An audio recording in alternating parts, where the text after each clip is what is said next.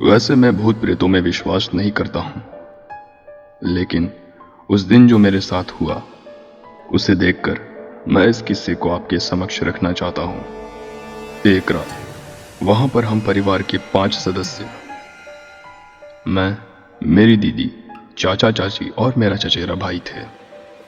और मैं सोफे पे सो रहा था और दीदी से बातें कर रहा था, और चाचा चाची और मेरा चचेरा भाई ऊपरी माले पर बने रूम में सो रहे थे। रात के 10:30 बजे थे। तभी मैंने अचानक देखा कि किसी ने गैलरी की बिजली बंद कर दी। जिस रूम में हम बैठे थे वो गैलरी से थोड़ा दूर था और मुझे वहां से गैलरी में कुछ नहीं दिख रहा था।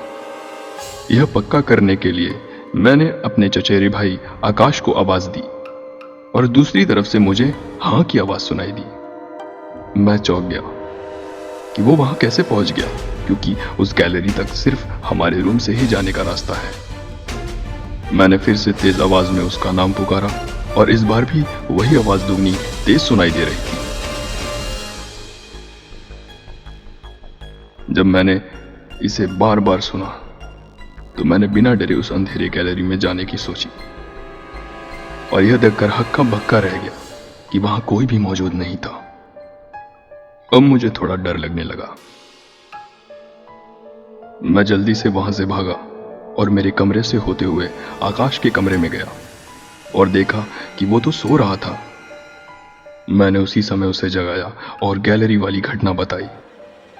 आकाश ने कहा कि मैं तो सो रहा था और मैं नीचे तो आया ही नहीं। मैं यह सब सुनकर डर गया कि यह सब कैसे हो गया, क्योंकि कोई चोर भी हमारे कमरे में घुसे बिना उस गैलरी तक नहीं पहुंच सकता। मैंने सोचा यह सब मेरे साथ ही हुआ, लेकिन अगले दिन चाचा ने बताया कि उन्हें भी कभी आवाजें सुनाई देती हैं, लेकिन वह ध्यान नहीं देते हैं। कुछ महीनों बाद उन्होंने भी वो घर बेचकर दूसरा नया घर ले लिया और कहानी यहीं पर खत्म हो गई।